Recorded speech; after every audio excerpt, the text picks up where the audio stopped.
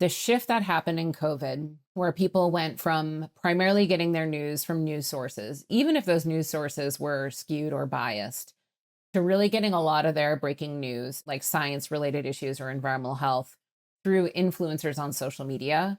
I Yeah. saw these early seeds of what I'm calling wellness wars or clean wars. We're totally losing the plot. Like people are now, instead of getting their information about which toxic chemical hazards to be concerned about from the nonprofit community, they're getting it through the lens of wellness influencers that sometimes overstate the science, or maybe they totally Yeah. get the science wrong, or they're getting it Yep. from SciComm. I consider myself a science communicator, but SciComm influencers that are PhDs in immunology, great, but not experts in environmental health science that are saying, don't worry Yeah. about this. This is all BS, chemical industry talking points, which is shocking.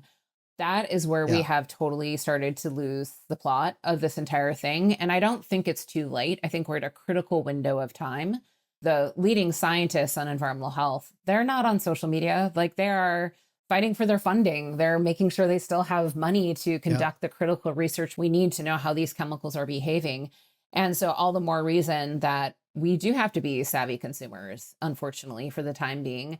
We do have to be savvy consumers of information. And that's really why I went analog and I wrote a book, because this topic and the science is complicated. It requires nuance. And I really wanted to use the power of people's stories to help us realize that it's actually, yes, it does matter if an ingredient is safe in a particular product. But we're now at the point where we need to move away from ingredient wars and start to think of the entire life journey of that particular chemical, because there are a lot of communities at the front and the very end of that chemical's lifespan, primarily communities of color or low income Yeah. communities that Yeah. are disproportionately impacted by these toxic chemical exposures. So I could argue with an online influencer, which I do not engage in those comments about, is PFAS really that toxic, or toxic flame retardants, though it's too small, the dose makes a poison. Guess what? Those toxic flame retardants are impacting people from Louisiana to Alaska. And I wanted to be able to tell those stories to help people realize, wait, there's a lot bigger world outside of my exposure with a toxic chemical